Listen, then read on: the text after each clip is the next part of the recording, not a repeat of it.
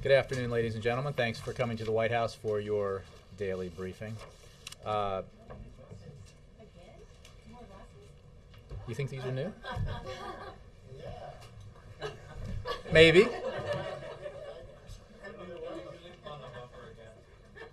Not this time. Not this time. These could be old. They could be new. Before I get started, I wanted, on a serious note, to say something about two journalists who were killed yesterday in Syria. As you know, last week I, aboard Air Force One, said something about Anthony Shadid, who died last week in Syria. These tragic deaths underscore something that I think we all, and all of us in this room, since we participated, I did once and you do now in this profession, it's a reminder of the incredible risks that journalists take. Marie Colvin, Anthony Shadid, and the French photojournalist who was killed yesterday as well, in order to bring the truth about what's happening in a country like Syria to those of us at home and in countries around the world. And our thoughts and prayers go out to the families of those journalists, and it's a reminder too that the victims are many, and overwhelmingly in this case they are innocent Syrian civilians. The brutality of the Assad regime becomes ever more apparent each day as each day goes by. So I just wanted to mention that and go to questions. Julie. Thank you. Sticking with Syria, you said yesterday that international action is needed before the situation in Syria becomes too chaotic. But given this latest incident and the continued shelling in Syria, how much more chaotic can things get? What exactly is the international community waiting for at this point?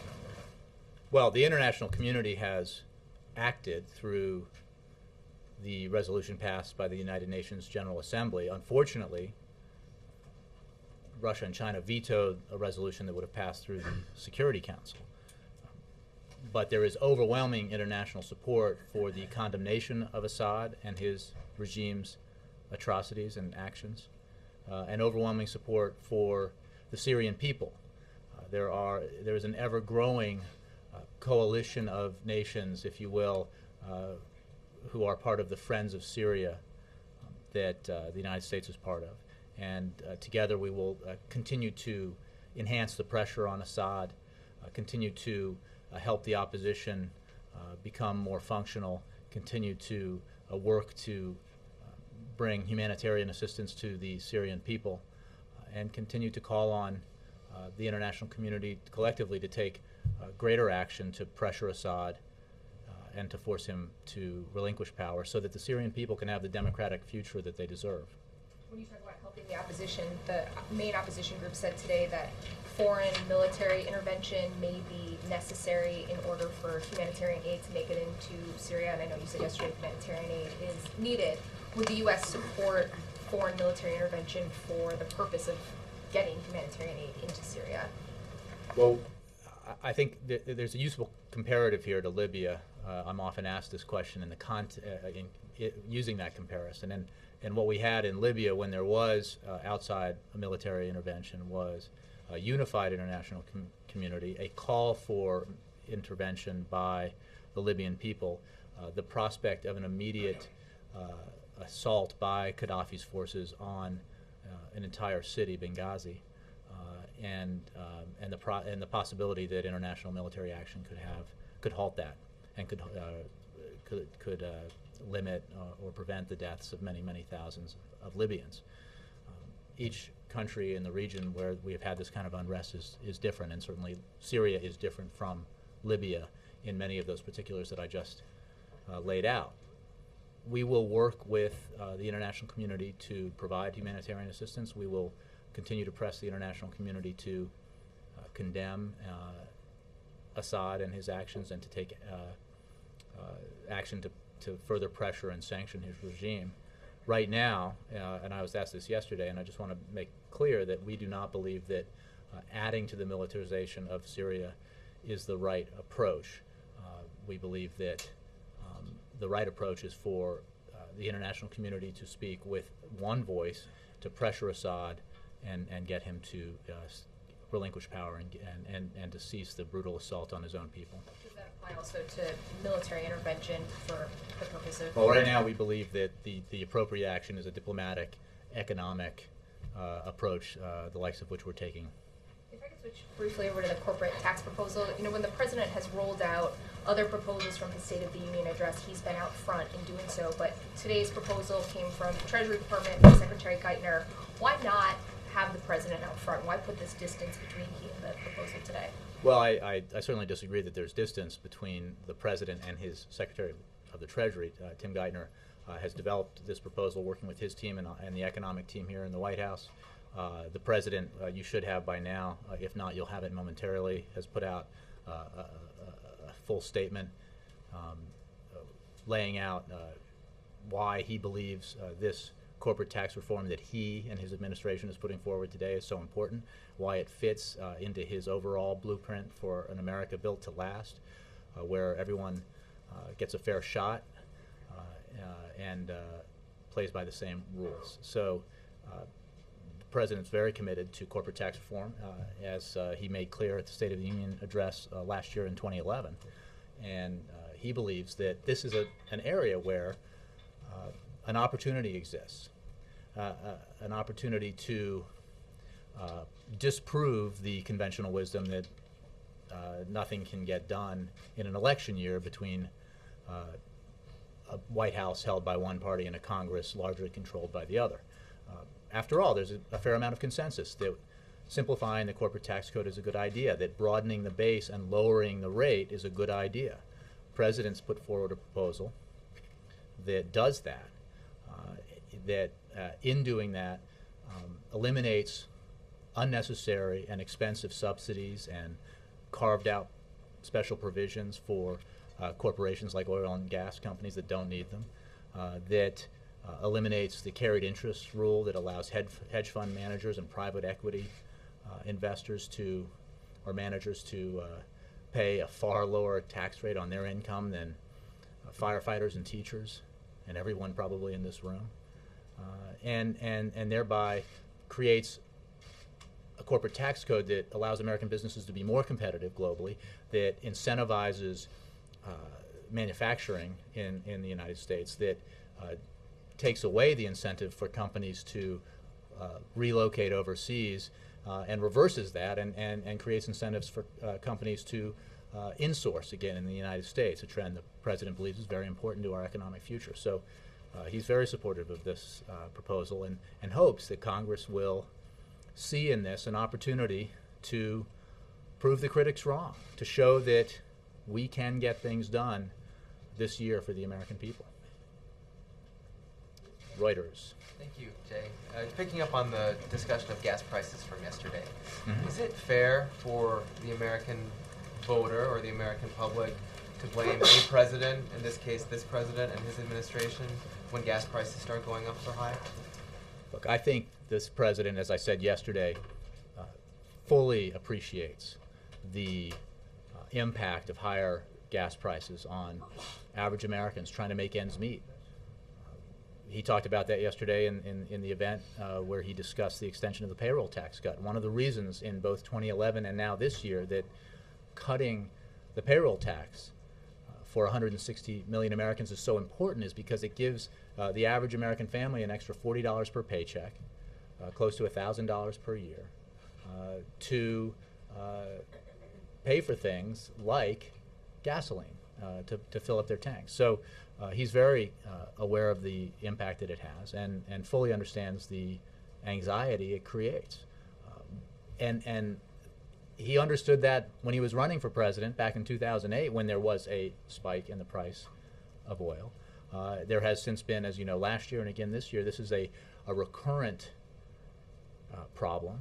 And it's a problem that reinforces the need that he identified back when he was a candidate for a comprehensive energy strategy, one that takes an all-of-the-above approach to the development of our energy, sources of energy, one that insists that we can safely and responsibly expand our domestic oil and gas production, which he has. Every year since he's been president, we've increased our oil and gas production.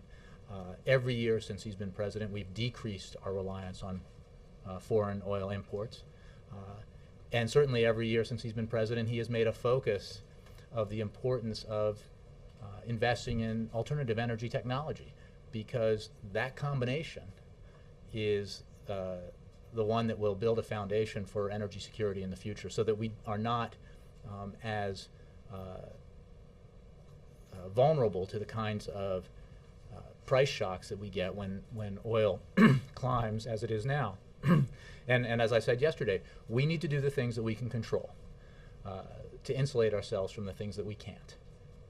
And that includes oil prices that are going up in spite of the fact that domestic oil production is going up, oil prices that are going up globally in spite of the fact that the president has made clear, put in place policies that will dramatically expand the amount of exploration in the Gulf of Mexico, will expand the amount of exploration in Alaska, will expand the amount of natural gas production here in the United States.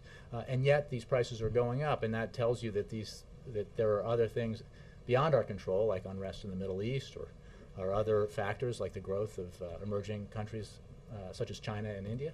So in that kind of environment, in that kind of world, we need to do everything we can here at home to insulate ourselves from these price shocks, and that's what the president's been doing since he took office. Does the president accept any responsibility for the fact that the prices are going up, especially, or have any response to things? The president accepts the responsibility that he identified the next president should accept back in 2008, which is the need to develop a comprehensive energy policy that protects Americans in the long run from these kinds of situations, and that makes America more secure and energy independent.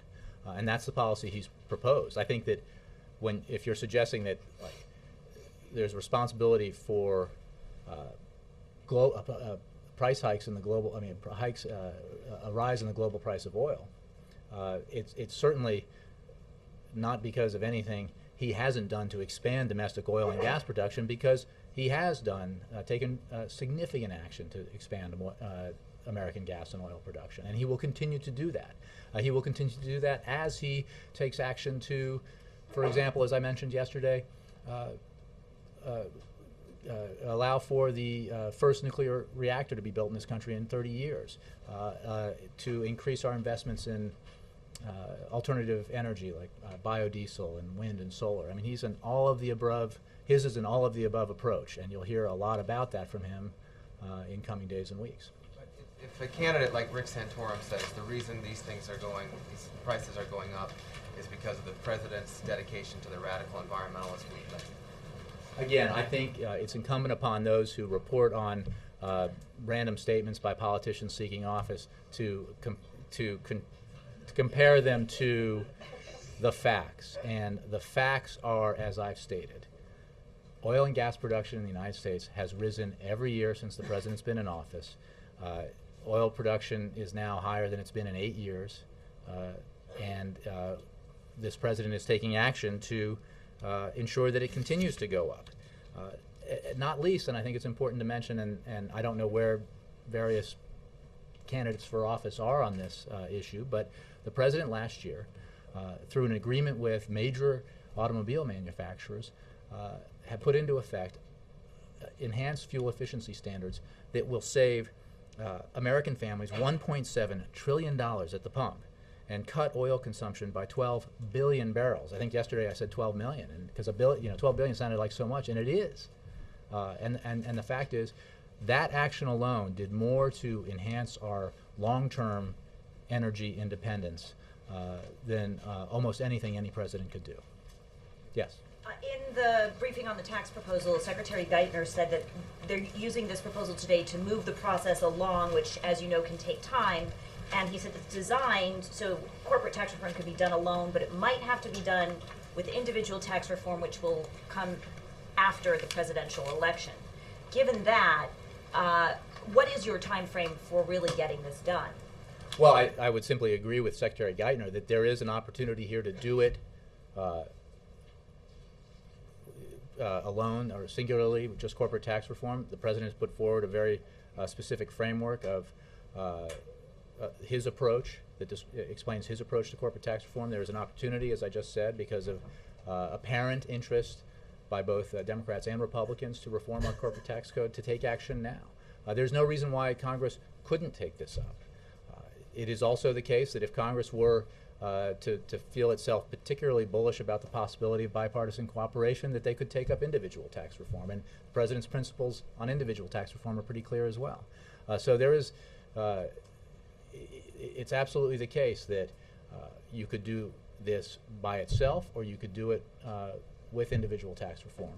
We would welcome action by Congress in accordance with the President's principles in either case. So what is the President himself doing to encourage the Congress to feel bullish about bipartisan Well, I progress? think Secretary Geithner himself, who is obviously the President's Treasury Secretary, has already spoken with leaders in Congress about this. The President hasn't, or has he? Well, I don't have any calls or conversations of the President to report, but I'm sure the President will be having these discussions. And look, if there is interest in pursuing this corporate tax reform plan by Republicans and Democrats in Congress, the President is very interested in doing that, and that goes along. That also applies to individual tax reform. So, I think, as Secretary Geithner made clear, he's already begun this conversation with Republicans and Democrats on the Hill with regards to corporate tax reform, and we hope that conversation continues and that we can produce a result for the American people and for American businesses that will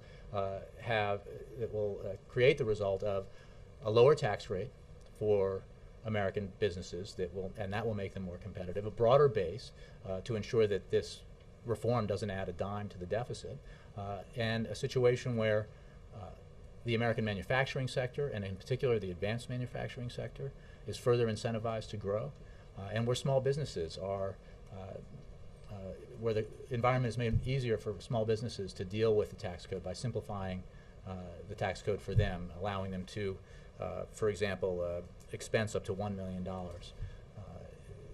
And there are a variety of other measures that are part of this corporate tax reform that would make American businesses much more competitive. Have you gotten any feedback from the CEOs that the administration talks to about the plan already today that you can share with I us? don't have anything to share with you. I think that we believe that the reception so far has been positive and will be positive because it does what so many people say is important to do, which is, and this is Democrats and Republicans, which is lower the rate, broaden the base, eliminate the underbrush of unnecessary subsidies and loopholes and special provisions that complicate the tax code and basically have the taxpayers subsidizing oil and gas companies, for example, which enjoyed record profits last year and certainly seem to be on track to enjoy significant profits this year and don't need those kinds of subsidies. That money can then be used to pay for an action that would lower the rates for everybody. Yes, Jay. The White House keeps praising these journalists who've been killed. I don't know about keeps. I think Well, you've I done have a it couple of twice. times, Vice yeah. President Biden did it in a Sure. statement. How does that square with the fact that this administration has been so aggressively trying to stop aggressive journalism in the United States by using the Espionage Act to take whistleblowers to court? You're currently, I think that you've invoked it the 6th time, and before the Obama administration, it had only been used 3 times in history. This is the 6th time you're suing a CIA officer for allegedly providing information in 2009 about CIA torture.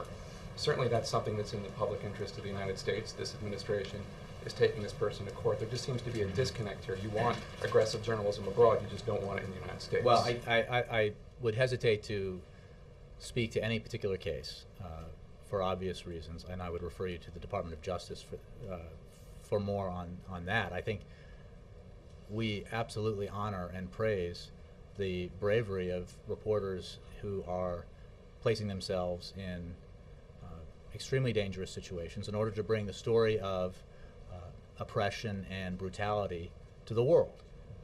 I think that is commendable, and it's certainly worth noting by us. And as somebody who knew both Anthony and Marie, I particularly appreciate what they did to bring that story to the American people. I As for other cases, again, without addressing any specific case, I think that there are issues here that involve highly sensitive classified information, and I think that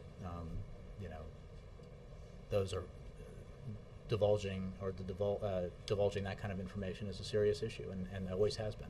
So the truth should come out abroad, it shouldn't come out here. Well, that's not at all what I'm saying, Jake, and you know it's not. Again, I can't specific. Doing. Well, you're making a judgment about a broad array of cases, and I can't address those specifically. A judgment that a lot of whistleblowers organizations and good government groups are making as well. It's not one that I'm going to make. Yes, Ed. Can we go back to gas prices? Because I wanted to ask about what the president's case seems to be to deal with this issue now is we've really increased oil production. When you go back to 2008, the president repeatedly mocked Senator McCain in this whole drill here, drill now, drill baby drill. All of that was mocked, that it was a dumb idea. Now you're holding it up as a really great idea. How do you square those two? Well, Ed, there's a distinction here that you're missing.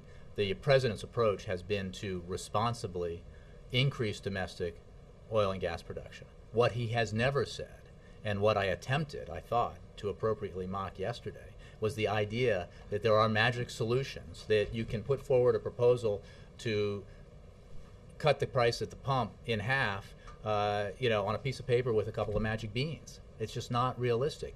The fact is, oil and gas production in this country has been increasing, and even as it has been increasing, the price of oil has been going up globally. That tells you that there are factors that are not entirely within our control, and that putting forward to the American people that simply by drilling more, you're going to resolve this problem for the long term is not being honest with the American people. That's why you need a comprehensive energy strategy. That's why you need an all-of-the-above approach. That's why you need to invest in clean energy technologies, as well as open up millions of acres, of new acres in the Gulf of Mexico to exploration, as well as allow for the building and permitting of the first nuclear reactor in this country in 30 years. You need to do it all. And that's the only approach that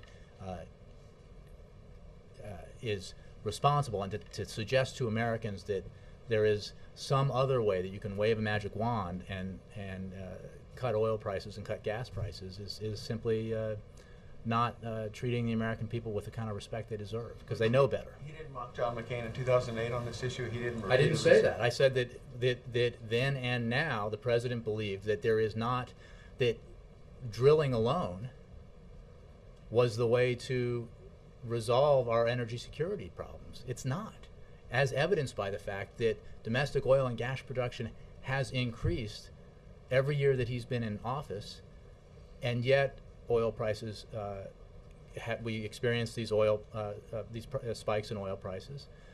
And I think that tells you that the way to insulate ourselves, the way to insulate the American people from these kind of price shocks is to increase our energy independence, to reduce our reliance on foreign oil, to increase our capacity for alternative energy production, as well as traditional fossil fuel production. And that's the approach the president's taking. But it's not, drilling alone will not solve this problem. That was true in 2008, it's true in 2012. Last thing, in 2008 and then throughout his presidency, he's talked about a comprehensive plan, as you mentioned. But at the end of last year, when White House officials were talking about the 2012 agenda, it was suggested that the only must-pass legislation, well, you were talking about this earlier, about a Democratic White House working with a Republican House, the only real must-pass was the payroll tax cut extension.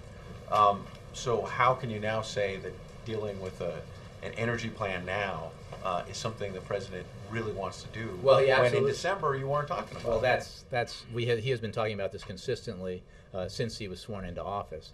And the point about extending the payroll tax cut was the fact that Congress, which had not shown a great deal of interest, Republicans, in bipartisan cooperation on difficult issues, that the one issue that we felt confident was a must-do piece for them as well as us, because of the political price they would pay for raising taxes on 160 million Americans, was extending the payroll tax cut. But we fully hope and expect that Congress will do more than that. And we look forward to Congress taking action on the president's refinance proposal, which could put up to $3,000 in the pockets of average, responsible American homeowners. Taking action on an infrastructure investment bill that could put hundreds of thousands of construction workers back to work, and allow for the rebuilding of our infrastructure in this country: roads, bridges, schools, highways, ports, and then and taking action to, if they felt really emboldened by this bipartisan potential of putting teachers back to work, taking action on some of the other provisions in the American Jobs Act, as well as corporate tax reform, as well as measures that would enhance our energy security. The point is that the sky's the limit here. If Congress is willing to work with this administration, if Democrats and Republicans are willing to work together on the Hill. All the way in the back. Yes, ma'am. April Love from Fayetteville State University. Nice to see you. Welcome. Thank you. I would like to know if you know of any educational initiatives the president has in place to better prepare students for success at college or university levels. Well, the president has pursued, since he took office, comprehensive education reform. Race to the Top has been one of the unheralded by the media, largely bipartisan successes that this president has pushed forward, working with the Secretary of Education. He has also expanded access to Pell Grants to allow for more Americans to attend college, and he will push forward with broad education initiatives because, if you may remember, I know folks in this room do, his State of the Union address last year in 2011, he talked about the need for the United States to out-educate and out-innovate the competition globally. We cannot win economically in the 21st century if we don't have the best educated workforce. That's our competitive advantage. Even though one of the reasons why we've seen a trend towards insourcing, American companies bringing jobs back to the United States, is when they look at all of the factors that go into deciding where to locate a factory or where to locate a business. Other countries may have lower labor prices, but we have a skilled, educated workforce that can bring great value to American businesses as well as international businesses. We have to keep that up. So he's very committed to education. Yes, Nora? Can I return to Syria? You were talking about the Friends of Syria meeting that will happen later this week. And you said part of the goal is making the opposition more functional, was the word you used. What do you mean, and how would we help make the opposition more functional? Well, we would work with Friends of Syria to help stand them up, to cement its organizational capacity, its unity, so that there is an entity in place as this inevitable transition occurs. Because, as we've said in the past, it's not a question of if, but when Assad gives up the reins of power in Syria. So, we will do that, working with the Friends of Syria, working with this broad coalition of members of the international community who are committed to the Syrian people, to their rights to a democratic transition, and strongly condemn and oppose the brutality of the Assad regime. So some NGOs are calling for recognizing the opposition as a transitional government. Is that something that the U.S. supports? Well, I don't want to get ahead of the process here. I think that helping to organize and unify the opposition is something that we are doing in cooperation with our international partners. This is an entity that is emerging as the brutality of the Assad regime continues, and so I don't have a time frame on if or when something like that would happen. But right now, we're just working with the Friends of Syria to help them organize, help them unify. Can I get you to clarify remarks out of both the White House and the State Department yesterday?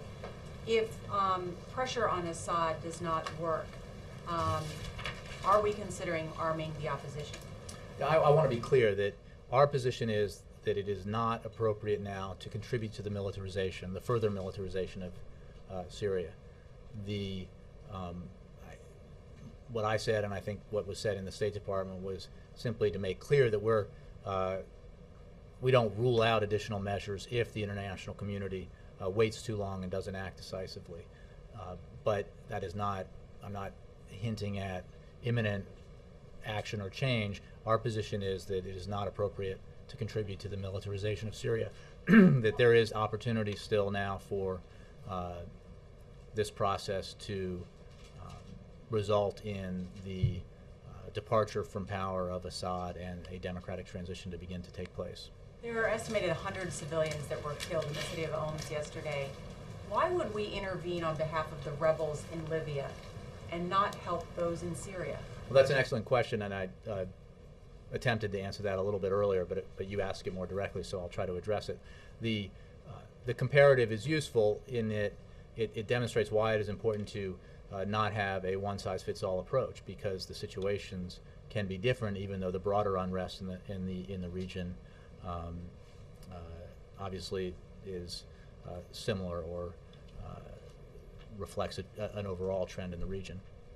In Libya, as you recall, there was support at the international level, broad support in the United Nations Security Council resolution. There was a request from the Libyan opposition and the Libyan people for direct military intervention, outside military intervention. And most importantly, there was the opportunity identified by the president and other leaders and military leaders of NATO to have the dramatic impact of preventing a massacre in Benghazi.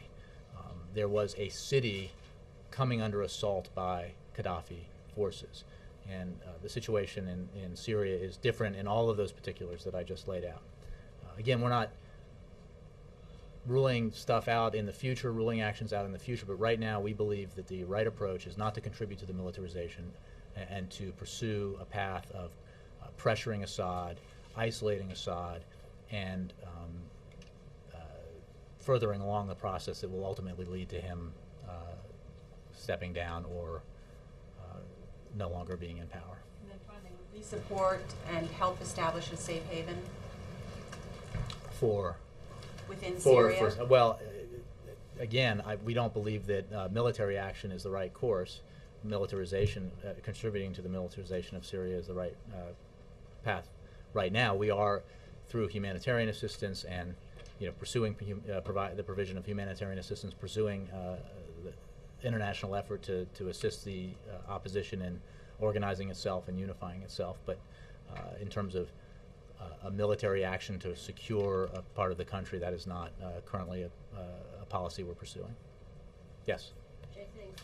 On Iran, as you know, the IAEA inspectors returned basically saying that they felt their trip was unsuccessful. What's the White House's reaction, and to what extent does this compound or add to the tensions that are already there with Iran? Well, we regret the failure of Iran to reach an agreement this week with the IAEA that would permit the agency to fully investigate the serious allegations raised in its November report.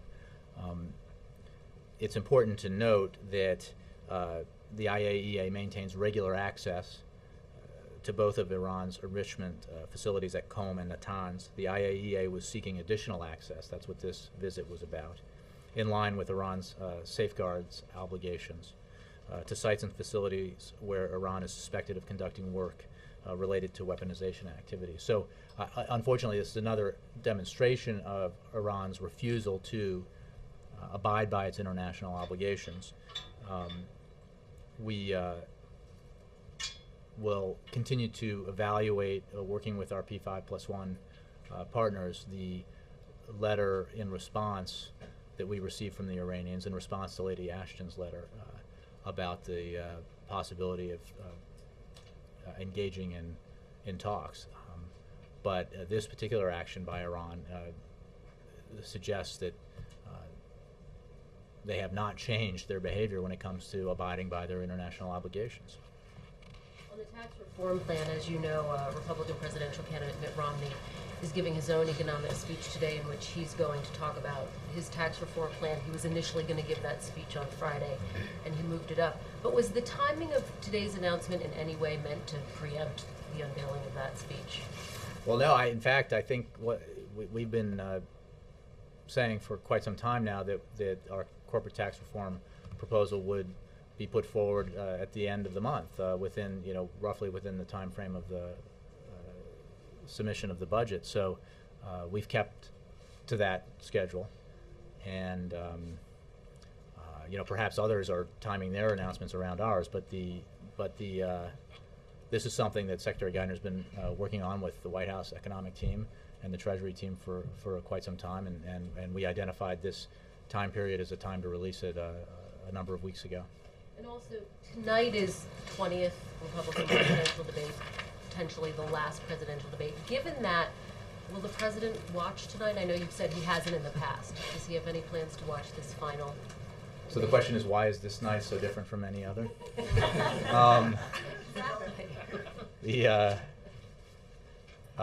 I didn't ask him today, this morning, if he planned to watch it. I suspect, knowing him, knowing his viewing habits, that he will not watch it. He has a family at home. He tends to, when he watches TV at all, it's either sports or a movie. So I don't expect he will, but the president obviously keeps up with what's in the news, and will, I'm sure, be aware of the general, back and forth in the debate come tomorrow morning. Given that the president's going to face off with one of these candidates, isn't it important for him to see the debate and not just, I know you've said he's read about the debates, Sure. but I mean, Well, isn't that a part of understanding? I think there is ample time between now and early November for him to prepare for what will be debates with his opponent. Once that opponent emerges from this process, I think we're not pushing up against a deadline here. I think he'll be prepared when that time comes. He might look at a little tape when that time comes, but for now, I think he'll continue his practice of finding something better to do. Yes. How are you, Mara? Just to clarify what you said to Nora, you said when Syria is different, and then you listed all the criteria that made Libyan opposition the correct choice. So if there was an imminent massacre in Syria, then you'd be considering? Well, there are ways to speculate about individual things, conditions that might be in place. What was the case in Libya is that all those conditions were in place that created an opportunity where international outside military action to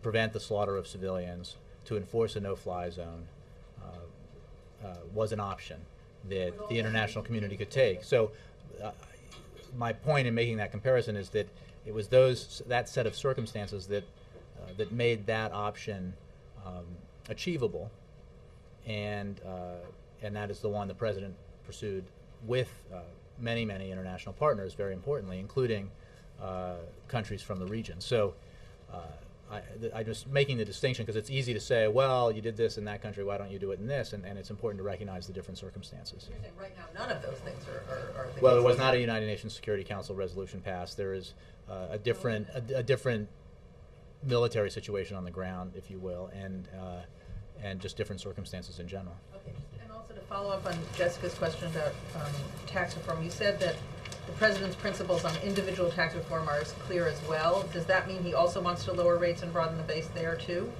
Well, his principles are clear. They are the Buffett rule, as you know, and you've heard him and I and others talk about.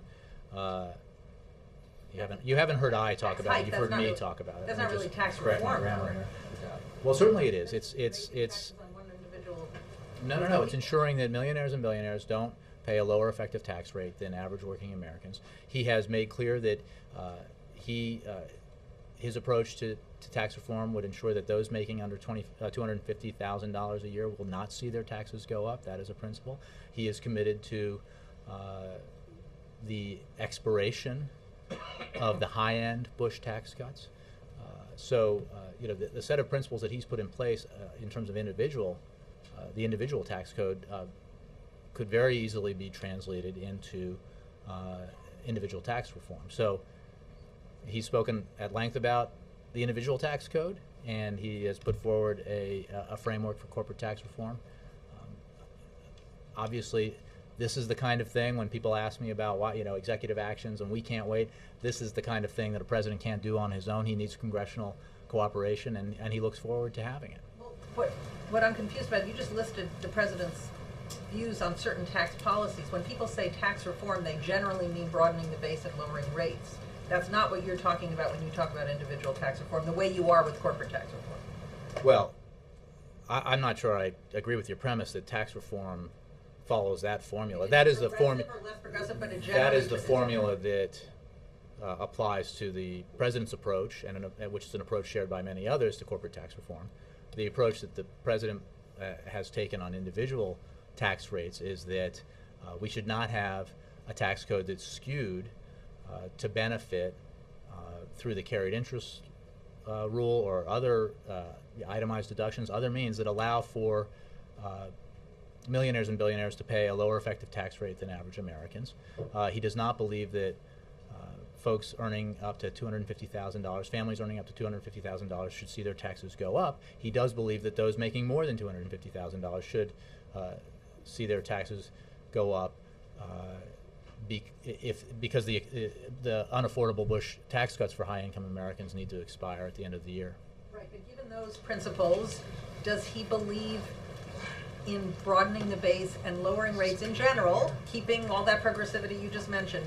Does he believe Well, that that is what we should do with it? progressivity is an important principle here, and that's one that is reflected in his embrace of the Buffett rule and his embrace of expiring, making sure that the higher-end Bush tax cuts expire at the end of the year.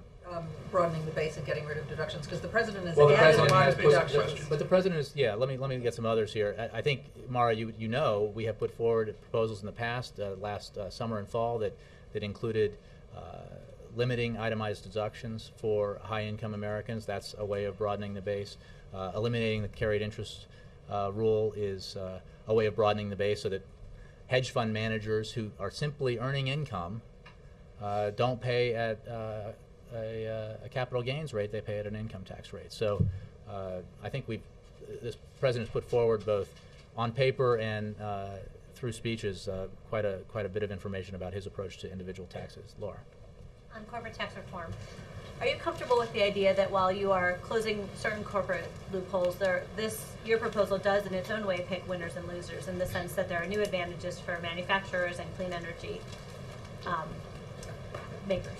We are comfortable with an approach that eliminates a huge amount of the complications, loopholes, special provisions, subsidies from the tax code, and focuses the tax code on growing the American manufacturing sector, growing the advanced manufacturing sector, and assisting small businesses, which are, after all, an important engine of economic growth and a hugely important engine of job growth in this country. So, yes, we believe that we need to eliminate a lot of the existing complexities from the tax code, and then identify very clearly what our priorities are when it comes to manufacturing, advanced manufacturing, and small businesses. You kept saying in response to the questions about gas prices that we need to insulate ourselves against these higher prices and world events, etc. Yet you've explained how domestic production is at a high level and it's doing apparently very little to insulate us on the world oil market. So my question is, if we do continue to pursue Obama's sort of all of the above policies and accomplish the things that the president is seeking, will that be enough to, someone's calling to change my question maybe, will that be enough to counter what's happening in the world oil markets? Will what he's suggesting lead to lower gas prices? Well, what this president is pursuing, and the policies that he's already put in place and the policies that he is pursuing will do, is reduce our dependence on foreign sources of energy. And by definition, that will create a situation where we have greater energy security in the future than we have had in the past. I can't predict what oil prices will be in a year or 2 years or even 6 months. I would be careful of anyone who says they can.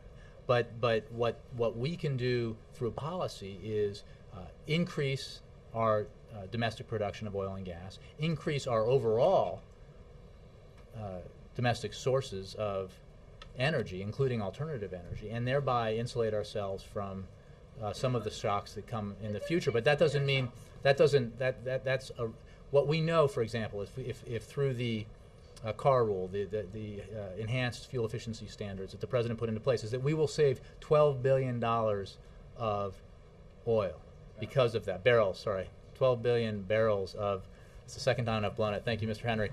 12 billion barrels of oil. That is a heck of a lot of oil, and absent those fuel efficiency standards, we know that we would be paying for that oil, and we would be paying for a certain portion of that.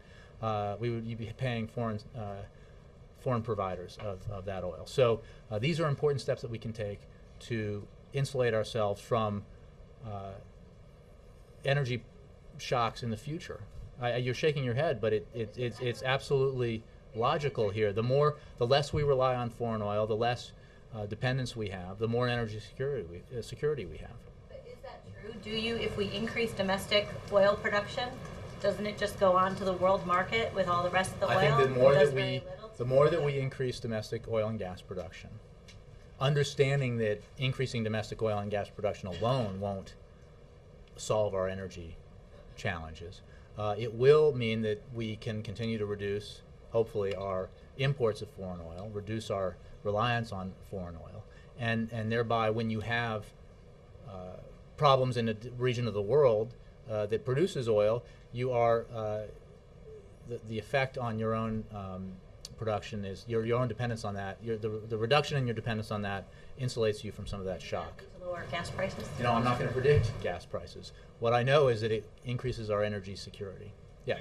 Okay. You took a question yesterday about Secretary Vilsack's comment about getting the oil companies, in his words, to help ensure that the recovery that we're now seeing is not jeopardized by energy costs that get out of control. What did you find out about that? You know what? I would refer you to the Department of Agriculture.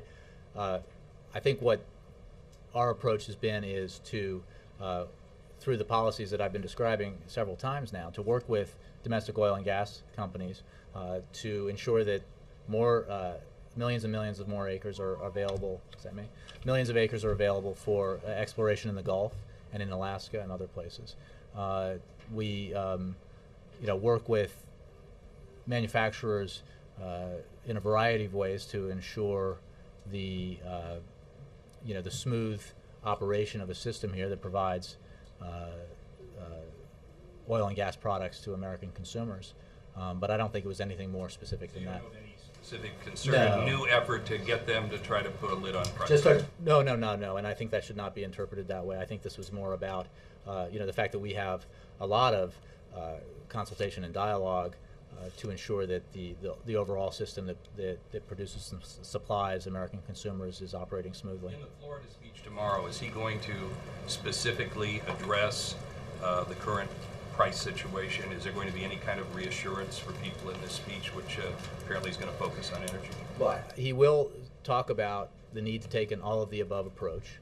He will certainly talk about it broadly in terms of our energy security in the 21st century and our economic security in the 21st century as a long-term project. He'll, I expect, make reference to the rise in oil prices that we're experiencing right now and the anxiety that creates and the impact that has on American families trying to make ends meet. He has been very clear about his concern about higher gas prices and higher oil prices and what that means for American families, and he's been explicit about that in arguing for the payroll tax cut and the extra money that provides to Americans, both in 2011 and this year. So, I expect you'll hear him talk about that tomorrow. Yes. The president's gone viral again by singing. Is this by design? Is it a reaction to polls? I think it's just it's a hidden talent that we're just getting to hear. It's not at all. The circumstances both at the Apollo Theater and last night at the event here, I think were pretty unique. So I can't predict. The next time, maybe at the inauguration next year. But what I can tell you is among his, it'll be a celebration. No matter among his many talents is the ability to carry a tune. Yes, sir. Jay, incorporates taxes. You can find any number of polls suggesting average Americans believe that corporations don't pay their fair share, that there are too many loopholes, too many breaks, etc. So why doesn't the president make more of a show of this? Why doesn't he bang the drum a little bit about this issue when it could be politically positive for him? I think the president has been pretty explicit and about his firm belief that there are provisions within the tax code that allow some corporations to be subsidized in ways that are just not affordable and are unnecessary. And I think oil and gas companies are a primary example, and one that he's been beating the drum on for quite some time, and that is included within this corporate tax reform proposal. So he hasn't often been criticized for not speaking out on this issue because he's spoken out on it so clearly, and he will continue to do so. And that's how we've been clear about the carried interest rule and why that is simply bad tax policy and why it needs to be eliminated. It's simply not equitable if a hedge fund manager or a private equity executive pays tax on his or her income at a rate of 15% when average folks are paying much more. That's just not, doesn't make sense, and it's not affordable. We need to be fiscally responsible in our approach to the tax code. That's the approach the president's taken in this corporate tax reform, and it's the approach that guides his vision on taxes in general. Yes, Kate. The House Democrats sent the president a letter today asking him to release oil from the Strategic Petroleum Reserve. Is that something that's on the table? I haven't seen this letter that you mentioned, but I'll answer that as I have in the past, which is, I have no specific comments to make on that possibility. We obviously examine every issue when it comes to higher oil and gas prices. That was the case last year and continues to be the case. And we take no possible response off the table, but I have no specific comment to make on that. Is there a price that you're looking at, though? No, I have no comment on that. On the Buffett rule, back to the Buffett rule, Governor Christie, any response to his remarks that Warren Buffett should just shut up and write a check in a TV interview last night? I think Mr. Buffett, who is widely regarded for his success in business as well as in philanthropy, has been quite outspoken, as is his right, on what he believes is an issue of tax fairness. He simply believes, as one of the wealthiest men in the world, that he should not be paying an effective tax rate lower than his secretary. I don't know why the governor you mentioned or others think that's a bad idea, but this president believes it's the right approach. Do you think you should go ahead and write the check until that, if it becomes law or what? That's a quip that tries to draw attention away from what is a very serious issue, which is the need to have a tax code that's fair and that helps the American people as they recover from this recession and helps us achieve the kind of balanced approach to deficit and debt reduction that this president has pursued for some time now. So, quips aside, we think the Buffett rule is absolutely an important principle to apply to individual tax reform. Jared. Thanks, Jay. Jay, Last one. Yep. rhetorically, when you're talking about the energy policy, the president's got this ground-up, comprehensive energy policy, but when we're talking about tax reform, it seems like what's coming from the podium is there are these piecemeal things. We can do this on corporate tax reform. There could be more. You said earlier on individual reform if the Congress is there for it. Why is it not the same comprehensive ground-up strategy? Well, I think, first of all, the corporate tax reform framework that was laid out today is fairly detailed, A. B, if we could achieve some of these important policy objectives through executive action, as the president did with close to a dozen automobile manufacturers in putting in place fuel efficiency standards that will save 12 billion barrels of oil, we would. But the fact is that in order to achieve corporate tax reform or individual tax reform or balanced deficit and debt reduction, we need to work with Congress. And the way to do that is to put forward the kind of detailed framework that makes clear what this president's principles are, makes clear the path that he believes we need to take in reforming our tax code, and invite, as the Secretary of the Treasury has already done, Democrats and Republicans to work together to achieve that goal of lowering the rate, expanding the base, eliminating subsidies and loopholes, and creating incentives for American manufacturing and advanced manufacturing and small businesses to grow. Earlier, the president kicked out there was a statement from the president's office about observation of Ash Wednesday. Is the president doing anything in particular during the Lenten season? Is he giving anything up, or is he doing anything special for that? I don't have any information on that. I believe we did put out a statement for Ash Wednesday today. Thanks very much.